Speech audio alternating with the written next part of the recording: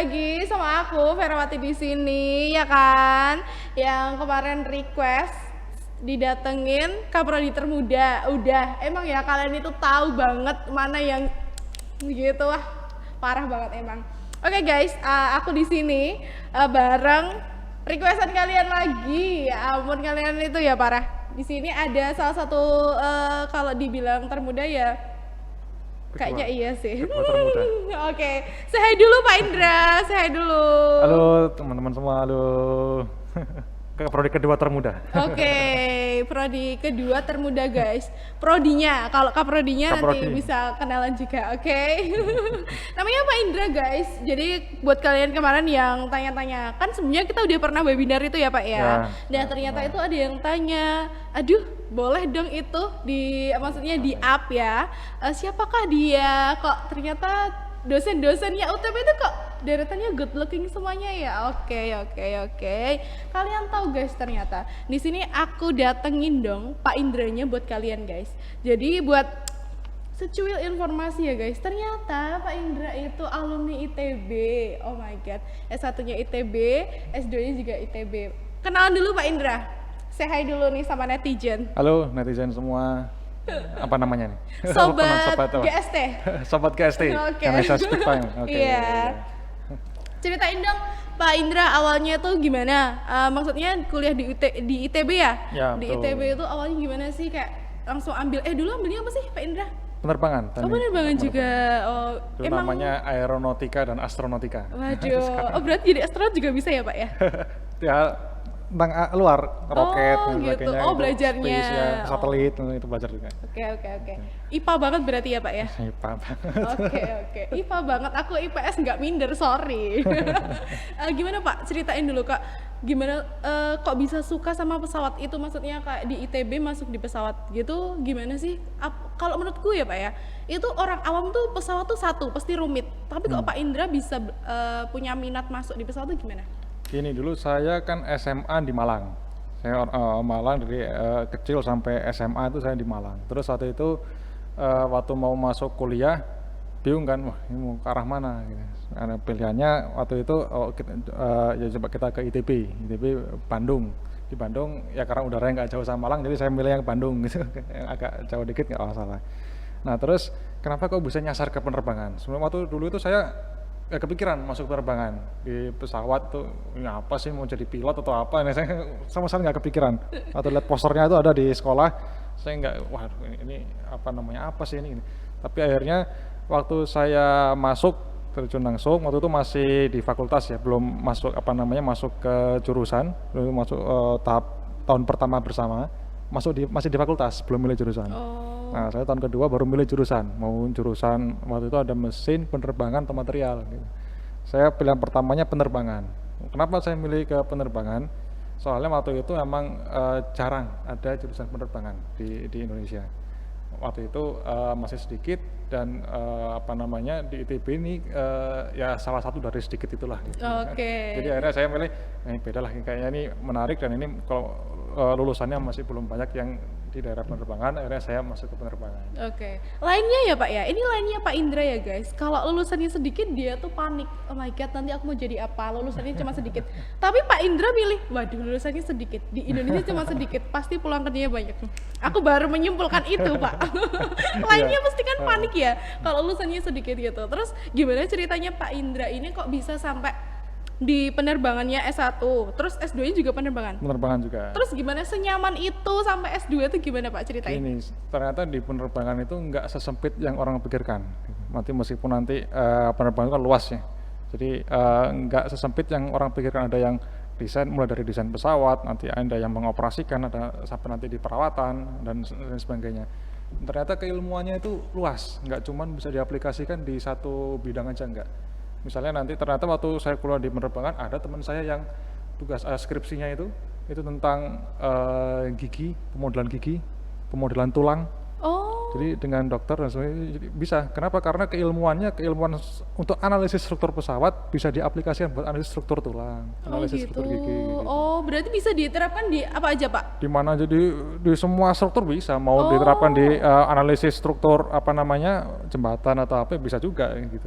Oh, Bisa juga. alah. Termasuk nanti ada ilmu aerodinamik misalnya. Ilmu aerodinamik itu kan nggak cuman di pesawat, di mobil pakai. Ya sekarang kan mobil-mobil kan bentuknya aerodinamis sekali dan sebagainya. Itu ya pakai keilmuan itu juga gitu.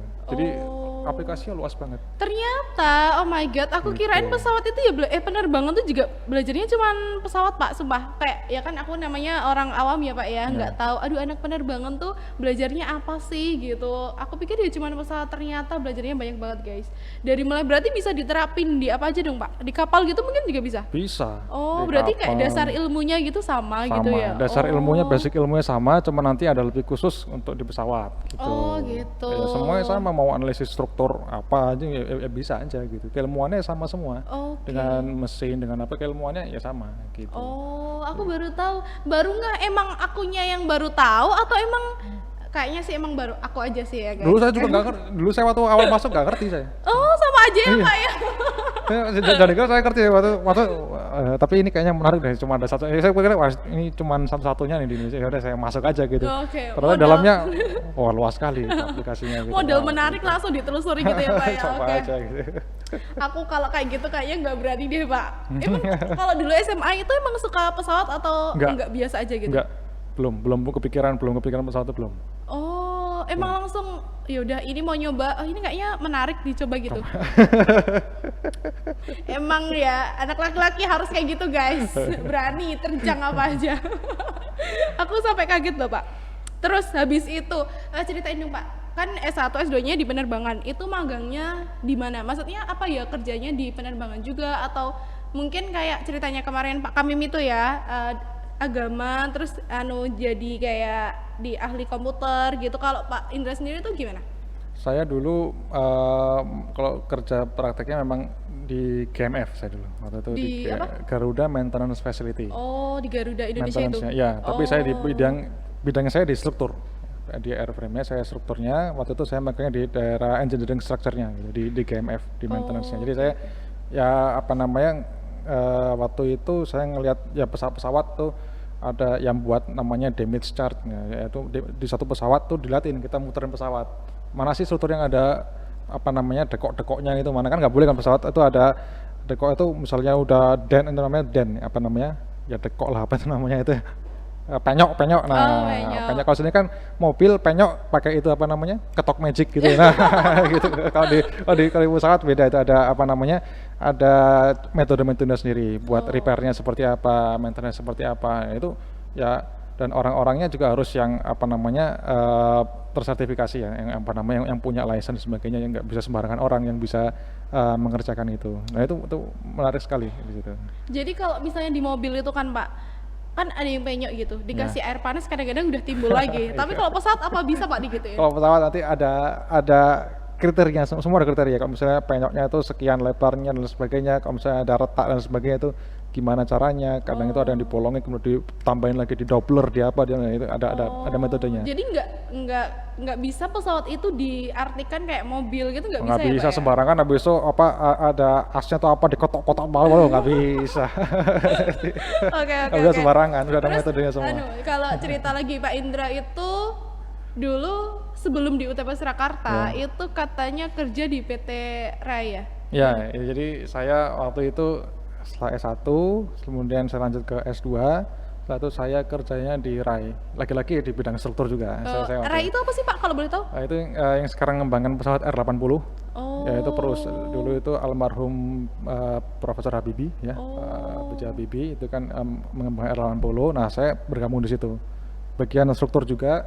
Jadi ya analisis tapi waktu itu analisis ya, masih analisis, kita masih konsep, kita ya mengkonsep struktur, ngitung bebannya gimana, apa namanya ya, kadang waktu itu saya juga sempat ngitung getaran di struktur, apa namanya ya apa namanya tentang struktur lah pokoknya gitu. Oh, kalau misalnya Pak Indra itu di RAI itu bagian strukturnya ya, itu struktur itu dalam artian kayak perancang bentuknya gitu atau enggak sih? Maksudnya struktur itu struktur mesinnya atau struktur pesawatnya, struktur body apanya? Struktur pesawatnya. Jadi pesawat itu apa namanya supaya terbang, kalau mobil tuh ya frame-nya lah.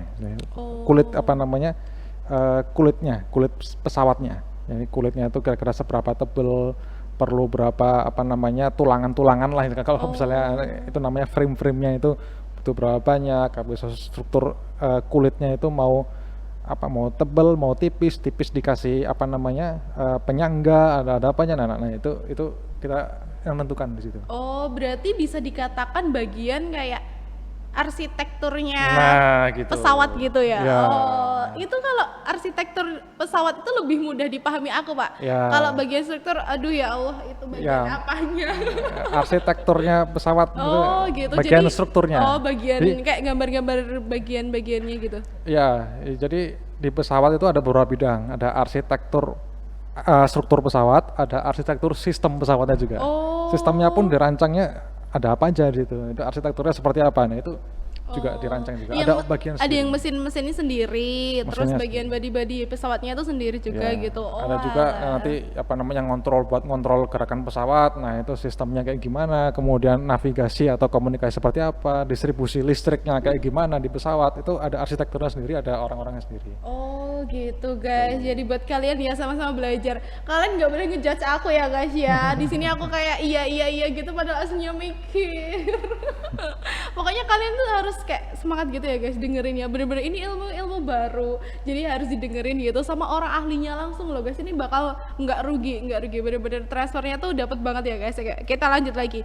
Gini Pak, kalau misalnya kan Pak Indra tuh bagian strukturnya gitu. Kalau boleh tahu, pesawat itu sebelum diterbangin gitu kan kayak dites gitu. Terus ada nggak sih kayak kemungkinannya tuh berapa persen? Kayak pesawat itu gagal terbang, terus biasanya tuh faktornya apa aja? Oke, jadi kemungkinan gagal terbang kan macam-macam. Jadi kebanyakannya mungkin dari sisi sistem, kebanyakannya sistem equipmentnya. Jadi di pesawat itu ada yang namanya minimum equipment list. Jadi kalau itu nggak terpenuhi nggak boleh terbang pesawatnya. Oh gitu. Jadi itu nggak terpenuhi, ada yang rusak, ada yang error, nggak terpenuhi. Tapi ada juga beberapa sistem yang ada redundantnya dan sebagainya. Itu arsitektur sistem atau orang-orang itu yang menentukan. Jadi manufacturer-nya yang menentukan. Oh gitu. Nah kalau di sisi strukturnya sendiri ya kadang-kadang ada juga yang apa namanya perlu dihitung kan sebelum pesawat itu terbang, dia dinyatakan layak terbang. Termasuk pada saat ketika didesain, ketika dia di-develop di awal gitu ya, pesawat, habis itu sebelum dia terbang mesti dites dulu. Cara ngetesnya gimana? Sayapnya dipatahin dulu. Hah? Ya, sayapnya itu ada dites paling enggak dia harus bisa tahan sesuai dengan perhitungan bebannya. Oh, Jadi jadi kayak beban- dihantemin beban gitu Pak? Bukan dihantemin, jadi Diapain? pesawat gini ya, Iya. ada adaptor di bawahnya, ditarik terus ke atas gitu. Sayapnya Oh, gitu. sampai bebannya itu namanya itu ultimate limit sama ultimate ya. Sudah sampai itu bebannya itu udah ultimate, udah paling tinggi. Ultimate itu yang kita prediksi itu yang paling tinggi terjadi di pesawat. Sampai itu terjadi, set dia nggak patah, berarti oke. Berarti boleh terbang gitu? Boleh terbang. Oh, Berarti salah itu satu sudah tesnya lolos. gitu? Salah satu tesnya itu Oh. sebelum dia terbang. Lagi Pak, ada yang lagi gitu? Ada lagi nanti ya itu kan static namanya, static test, Oh. wing static test. Ada juga yang namanya nanti apa namanya fatigue test, digeterin pesawatnya. Jadi dia harus tahan selama sekian cycle, namanya itu pembebanannya itu berkali-kali gitu, kan digeterin gitu ya. Itu ada hitungannya berapa sekian cycle, kalau itu udah terpenuhi berarti dia apa namanya diasumsikan umurnya sekian pesawatnya. Itu bisa Oh, terpenuhi. Jadi gitu. itu namanya fatigue-nya. Oh, jadi dari mulai kita buat pesawatnya, itu kita udah bisa menyimpulkan, oh ini usianya Bisa sampai diprediksi. 20 tahun gitu. Oh, bisa ya Pak Bisa ya? diprediksi. Terus gini Pak, di bagian mana biasanya pesawat itu kayak wah ini nggak bisa ini. Biasanya nggak lolos seleksinya tuh kebanyakan di bagian mana? Waktu Pak? apanya? Waktu setelah Seleksinya biar bisa terbang gitu. Biasanya atau sayapnya atau pas bagian mesinnya gitu. itu udah ada ini ya, udah ada listnya, udah ada listnya. gitu. Nah, jadi sebelum pilot itu menerbangkan pesawat itu pasti ada pre-flight check. Jadi cek dulu semuanya itu semua apa namanya equipment itu berfungsi dulu semuanya. Jadi apa namanya dicek dulu semuanya sesuai dengan listnya. Oh, ini cek, ini udah oke, semua itu beroperasi, berfungsi dengan baik, baru bisa terbang. Kalau itu belum, ya nggak bisa. Oh, Itu kalau udah gitu. beroperasi ya. Tapi kalau misalnya awal-awal waktu didesain ya penuh dengan tes, gitu. Tes ini, tes ini. Jadi sistem pun dites dulu. Jadi sebelum dimasukkan ke pesawat ada yang namanya di Iron Bird test, itu di bawah itu dites dulu semua sistemnya.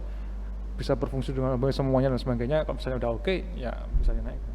Oh, Dan gitu. bahkan pesawat tuh waktu didesainnya itu tesnya macam-macam, ada juga tes lightning, tes petir. Nah itu bisa nggak Oh, gitu. iya, Habis iya. itu kalau ada radio frekuensi apa high frekuensi atau apa namanya electromagnetic interference sebagainya itu dites semua. Jadi tesnya macam-macam pesawat itu. Jadi memang sudah diprediksi beban maksimumnya yang terjadi sekian, dia bisa kuat. Jadi jangan kalau misalnya naik pesawat ada turbulan misalnya besok pesawatnya getar-getar apa namanya, nggak usah takut karena itu kita sudah punya data-datanya, jadi kita udah hitung semuanya itu Oh, gitu. gitu. Oke, aku asik banget guys sebenarnya kayak belajar pesawat ya, penerbangan gitu asik banget ternyata. Aku baru ngerasain ini dan bener banget kalau misalnya penerbangan itu bisa dikatakan kayak alat transportasi yang sangat apa ya berkembang terus dan emang kayak mahal itu bisa dikatakan itu karena memang ya tesnya tuh bener-bener banyak banget ya Pak ya pesawatnya tadi dan memang harus diakui emang apa ya kalau menurut aku ya Pak ya emang pesawat terbang tuh transportasi nomor satu yang bisa diandalkan banget kalau di urusan darurat bener nggak Pak? Dan paling aman Oh sih. ya bisa di kalau menurut Pak Indra bisa menurut Pak Indra kenapa pesawat itu paling aman transportasinya? Hayo aku balikin Gini. pertanyaannya. Gini, kalau misalnya Anda apa namanya tahu regulasi pesawat, tuh macam-macam banyak banget dan itu semua harus dipenuhi semua. Dan itu sangat ketat sekali.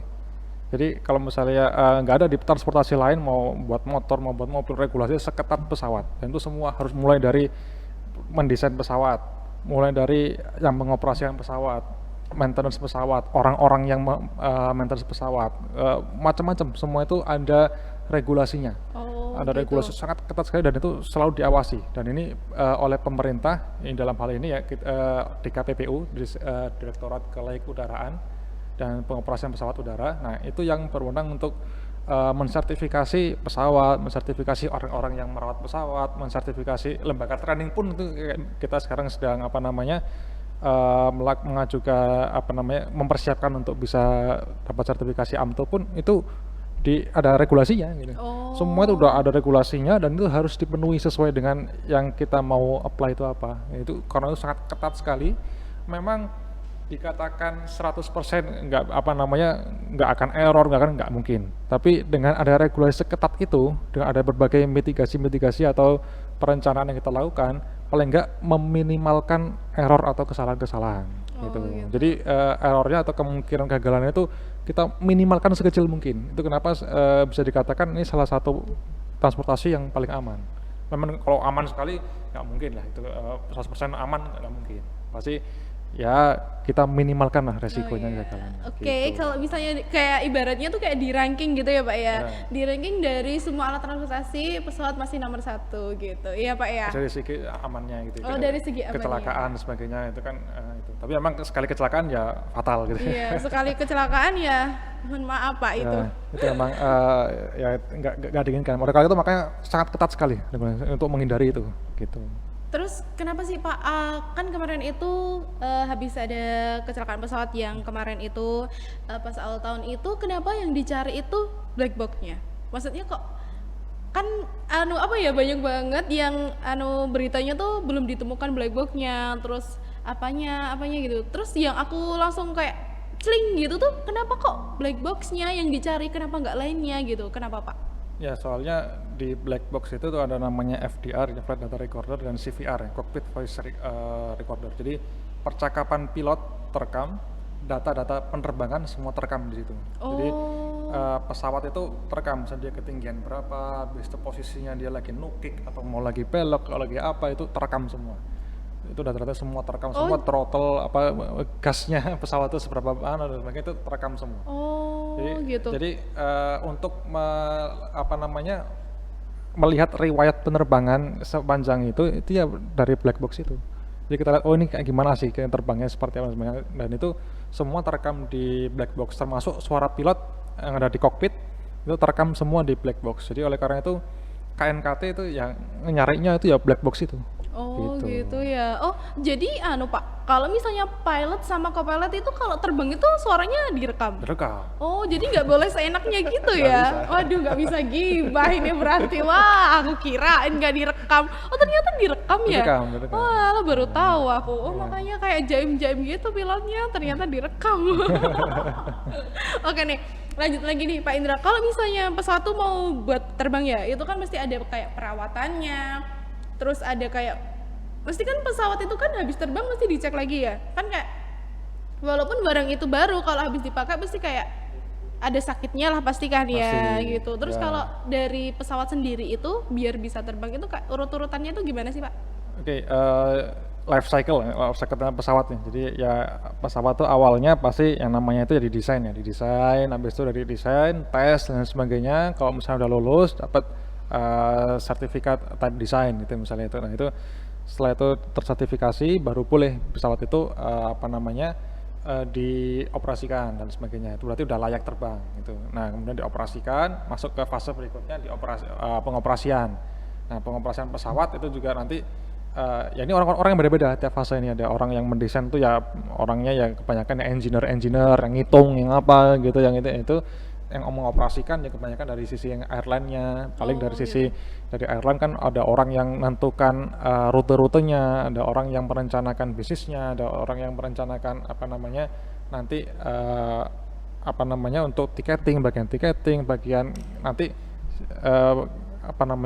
bagasi dan itu macam-macam. Itu operasi aviationnya, Gitu. aviation industry itu di area di situ. Ada juga yang bagian nanti setelah dioperasikan pasti dalam suatu waktu kalau udah waktunya udah sampai, ini ada waktunya 2000 jam, udah terbang 2000 jam, mesti lakukan cek ini gitu, sekian jam sekian jam terbang atau sekian periode waktu tertentu harus masuk ke bengkel, cek ini itu udah ada manualnya semua. Yang menentukan manual yang buat pesawat, yang menentukan manualnya sekian jam harus cek ini gitu. Yang menentukan yang buat pesawat. Tapi yang boleh merawat itu ada namanya itu Aircraft Maintenance Organization, beda lagi. Dan itu semua harus tersertifikasi semua.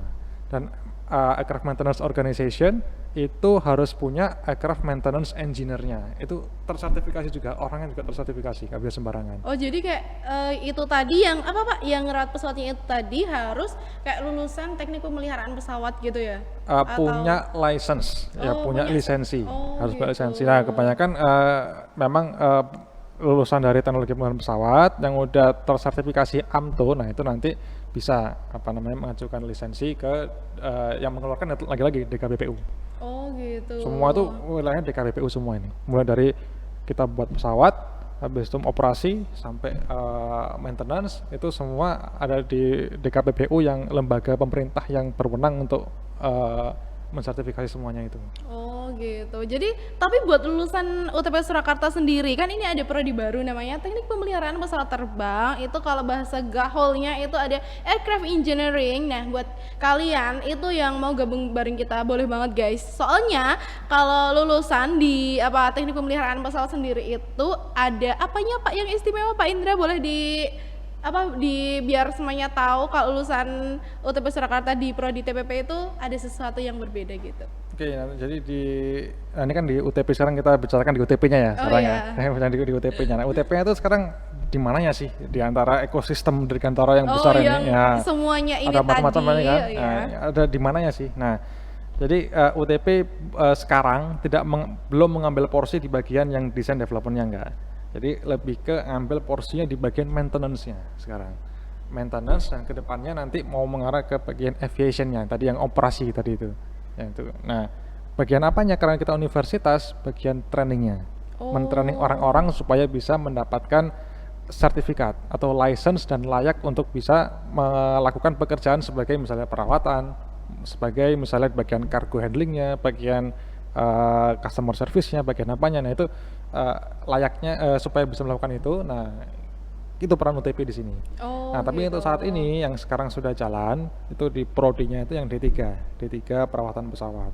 Nah saat ini kita sedang dalam proses untuk mendapatkan AMTO sehingga nanti lulusannya diharapkan nanti berkesempatan untuk dapatkan basic license itu. Oh, yang biar Gitu. bisa kerja di pemeliharaan pesawat Betul, gitu, gitu. bareng gabung sama tim-tim gitu ya Pak? Ya, soalnya kalau nggak punya license nggak boleh gitu. Oh jadi walaupun anu mau ngomong tapi takut dihujat enggak ya guys. Jadi walaupun kayak anu aku saudaranya kayak yang punya pesawat gitu. Terus anu ini titik dulu biar kerja di sini itu tuh nggak bisa. boleh, nggak Walaupun bisa. dia tuh Harus punya saudaranya gitu license. tuh nggak bisa Nggak ya Pak bisa. ya. Tuh Harus makanya guys kalian itu ya kalau udah niat kayak belajar di penerbangan itu bener-bener nggak main-main gitu. Jadi kayak nggak ada kata titip-titip, nggak ada kata main-main di penerbangan itu karena memang ya kalau misalnya itu terjadi sesuatu yang tidak diinginkan itu memang nyawa banyak orang tanggungannya gitu ya Pak ya. Betul, Jadi kayak ya.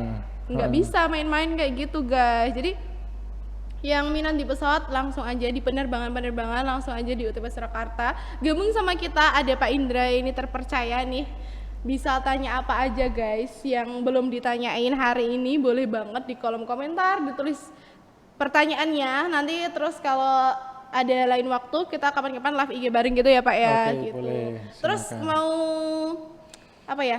Kasih kata-kata dong Pak yang bagus gitu. Buat teman-teman atau buat apa ya generasi-generasi millennials gitu biar semangat belajar atau semangat berjuang atau memperjuangkan sesuatu gitu. Oke, ini apa namanya kita hidup di zaman yang serba teknologi gitu, serba apa namanya kemajuan teknologi sangat pesat sekali. Jadi untuk suatu negara itu ya apa namanya Pak Habibie kan selalu almarhum Pak Habibie kan selalu mengatakan kita harus menguasai teknologi gitu kan untuk menjadi suatu negara yang hebat gitu. Nah oleh karena itu di sini saya mengajak kepada semuanya, terutama yang anak-anak apa namanya milenial sekarang, ayo kita melek teknologi. Jadi jangan cuma menjadi pengguna aja, tapi ayo kita bareng-bareng kita kembangkan teknologi. Tidak hanya, tapi sih secara umum ya, nggak hanya di pesawat, tapi bisa juga di mana-mana. Ayo kita berlomba-lomba, jangan cuma jadi konsumennya aja. Ayo kita kembangkan industri dalam negeri.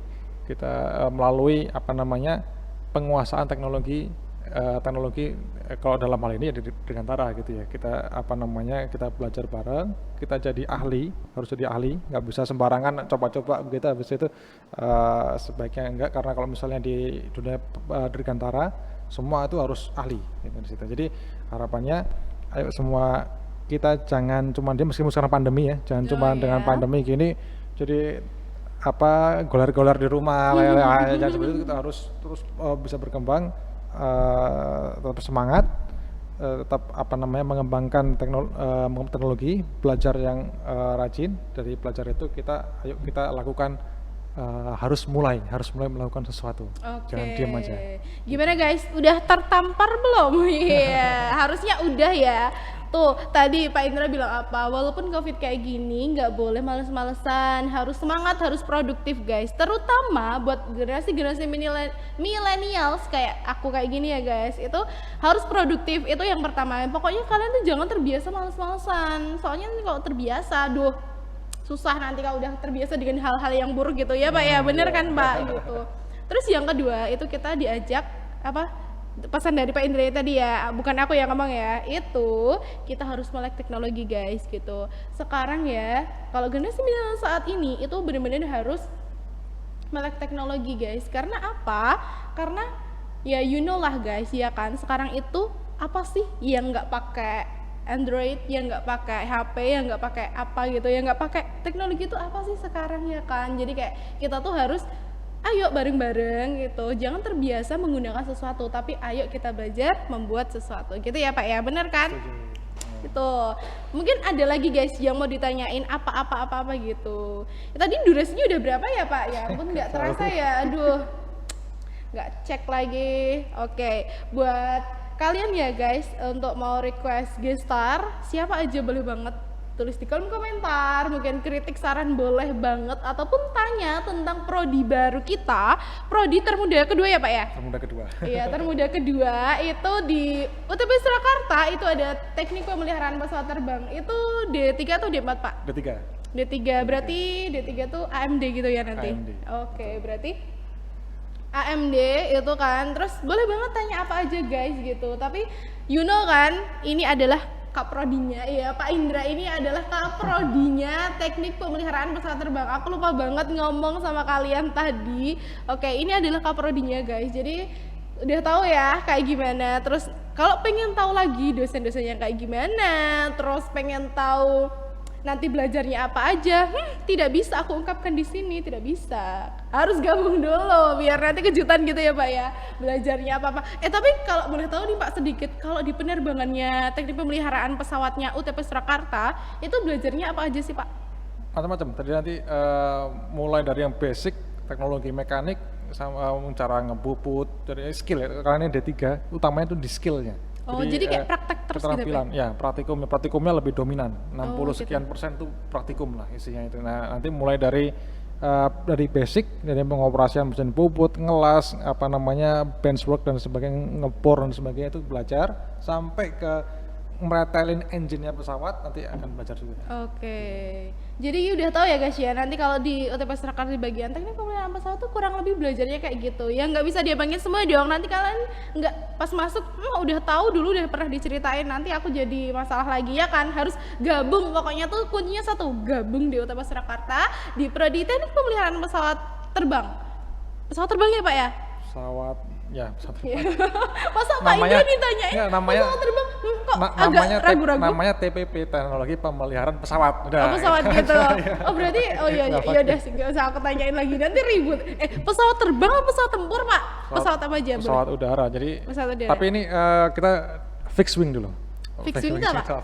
Ya, fixed wing itu pesawat yang sayapnya tetap. Jadi bukan helikopter. Helikopter kan sayap apa namanya baling-baling ya, muter gitu. Nah ini dia sayap kayak misalnya ya pesawat yang dilihat biasanya yang itu namanya fixed wing, sayapnya tetap. Kalau helikopter kan pesawatnya muter, nah itu kita masih belum masuk ke sana, jadi masuknya fixed wing dulu. Oke, nggak apa-apa Pak, itu udah bagus banget menurut aku sih. Kayak kalau di Solo sendiri di universitas yang itu adanya di mana Jawa? Apa di Jawa Tengah masih ini baru ini. Oh baru UTP Surakarta. UTP baru UTP. Oke, Allah, aku kaget guys, ya ampun. Aku ini apa sih sebenarnya? Aku tuh kuliah di mana sih? Nggak tahu. Oh, baru UTP Surakarta, baru Pak. Baru UTP. Oke, tahu ya guys ya. UTP tuh sebagus apa ya kan? Langsung aja gabung bareng kita guys di UTP Surakarta. Ada prodi baru. Ternyata berarti di Jawa Tengah gitu, Pak? Di Jawa Tengah. Oh, ini di Jawa Tengah? Baru ini. Oh, cuman di UTP Surakarta. Dan relatif murah guys. Nggak sampai 10 juta ya, Pak ya? Enggak. 8 juga nggak sampai. Oh nggak sampai per semesternya. Oh gitu. Ya ampun, padahal kalau aku mikir sekolah penerbangan tuh mesti kayak mahal-mahal. Iya, pasti mahal Pak. Di otakku tuh, aduh pasti mahal ini, aduh pasti mahal, aduh pasti puluhan juta. Ternyata di UTP Surakarta ada, nggak usah jauh-jauh guys. Relatif murah, sekitar cuman 8 jutaan gitu ya Pak ya, per semesternya. Ya, nggak sampai 8 per semesternya. Ya. Oh gitu. Oke guys, udah tahu kan? Ini udah aku datengin langsung Pak Indranya yang kemarin tanya-tanya. Kalian tuh tahu ya yang ganteng-ganteng gitu, selalu ditanyain. Boleh banget besok request siapa aja boleh, yang kayak alumni-alumni gitu boleh banget, tulis langsung aja di kolom komentar ya guys. Terima kasih untuk hari ini, terima kasih ya Pak Indra buat hari ini udah mau sharing sama sobat GST semuanya guys. Oke, terima kasih untuk hari ini guys. Tetap jaga kesehatan, jaga kondisi, jaga imun, jaga iman. Dah, see you.